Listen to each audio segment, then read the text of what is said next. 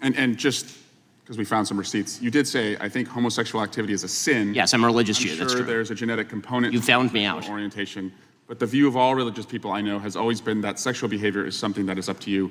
And you said, I may have a desire to sleep with many women, but I do not. I agree with me. Yes, that's true. Congratulations on your, I'm sure it's very hard to restrain yourself. What you're about to see is pure gold. Ben Shapiro walks into Congress, keeps his cool, and makes a Democrat congressman look absolutely foolish trying to trap him over Project 2025. The moment he flips the script, the whole room can't help but laugh. Before we roll it, make sure you smash that like button, subscribe, and turn on the bell because clips like this deserve to be seen by every American who's tired of DC games and political theater. Mr. Swalwell. Thank you. Mr. Shapiro, thank you for joining us today. I think it is important that you're here as one of the leading conservative voices in the country. And the country has, in the last couple weeks, talked a lot about and Googled Project 2025. It's one of the most Googled search terms right now. And you're not going to get any censorship from me. So I just wanted to know, from your perspective, I think it would help us understand on just like a scale of 0 to 100%, how much do you support Project 2025? I think, like President Trump, I haven't looked all that deeply at Project 2025, but it seems that Democrats on this committee, sort of like Peter Pan and Tinkerbell, if they say Project 2025 enough, their presidential candidate becomes alive again. And so, well, let's just talk about pieces of it, and I guess you can tell me if you support it. You probably want less bureaucracy, right? I do. I want less bureaucracy. You want more efficiency? I do. I want more efficiency. You want taxpayer money spent wisely? I do. Congrats on becoming a Republican. Yeah. Yeah. My parents would be proud. Mass deportations, it calls for that. Do you support that part? I support the deportation of any illegal immigrant who is in the United States who is not of benefit to the generalized American public. So if they're picking agriculture that puts food on the tables of everyday Americans, they've never committed a crime inside the United States, they didn't come across with documents, should they be deported? If they have not paid taxes and if their draw on the taxpayer benefits are larger than the contribution they are making to the economy, or if they're involved in criminal activity, they should be deported. How do we measure that? The same way that the IRS measures my income every year. It seems like if the IRS can track down every aspect of every receipt that I've ever submitted, and so they can do so for hundreds of millions of other Americans, they can do that for illegal immigrants as well, except for the fact that no one knows how many are in the country thanks to this administration. So you would be cool with creating a system where they could pay those taxes if they wanted to and then stay and work and put food on our table? It depends on how long it would take for them to pay the taxes, and they would also have to go presumably to the back of the line, although I'm not sure why I'm testifying about immigration policy at this point. How about banning the abortion pill? That's part of Project 2025. Do you support that part? I think that that's a state-by-state issue on a personal level. I'm just asking you. Sure, I'm a fully pro-life person, which means that I'm not in favor of the distribution of the abortion pill. Banning same-sex marriage, what about that part?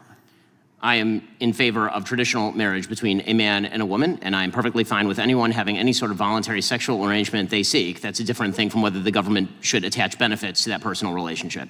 But you think it's a sin to have same-sex marriage?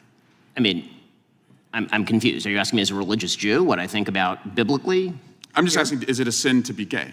Is it a sin to be gay? I mean, how long do we have here? 2 minutes? I mean, if the basic idea is that sexual orientation is up for government regulation, I'm not in favor of the government regulating the private consenting sexual activity of adults. That is a different thing, once again, from whether the government ought to engage in actual benefits for particular sexual arrangements that adults make.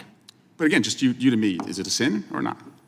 From a religious Jewish perspective, orientation is not a sin, but activity is. That's also the same perspective of most major religions, so far as I'm aware. Okay. And how about cutting Social Security? Do you support that part of 2025?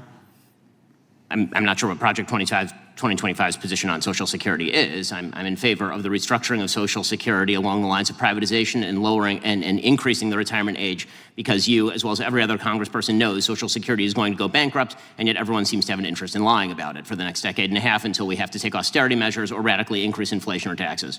And bans against books about slavery. Do you support that part about Why would I possibly be in favor of bans about books about slavery? That would be Good answer. absolutely ridiculous. What I am in favor of is the idea that school libraries should be able to make decisions along the lines of what exactly is appropriate for, say, a 7th grader and whether they ought to be treated to cartoons and genderqueer. That's not quite the... Here's how it starts.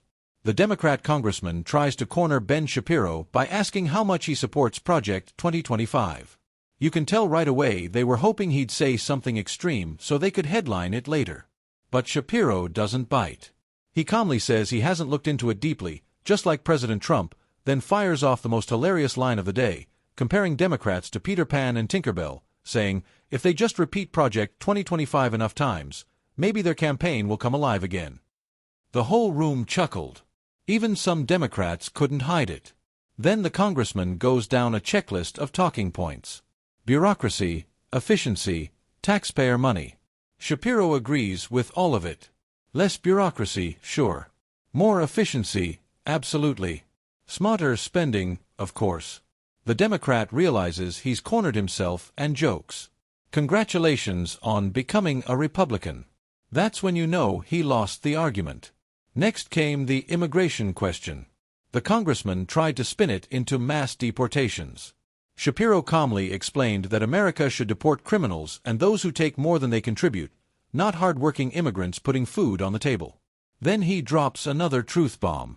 If the IRS can track every American's income, they can track illegal immigrants, too. You could practically hear the room gasp. Then they jumped to social issues, abortion and same-sex marriage, thinking they'd catch him off guard. But again, Shapiro didn't flinch. He said abortion laws should be handled at the state level, not by Washington politicians. On same-sex marriage, he explained that as a religious Jew, he supports traditional marriage, but doesn't believe the government should police what consenting adults do in private.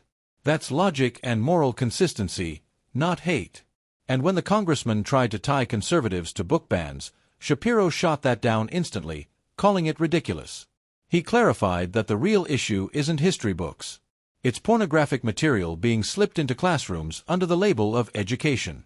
Every parent watching that exchange knew exactly what he meant. Finally, when the topic turned to Social Security, Shapiro exposed the political lie. Everyone's afraid to admit that the system is headed toward bankruptcy.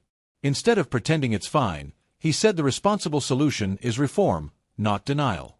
By the end, the Democrat was flustered, out of comebacks, and even the chairman had to cut in, saying, "When you're in a hole, stop digging." The crowd laughed and it was game over. Ben Shapiro didn't just win that exchange. He owned it.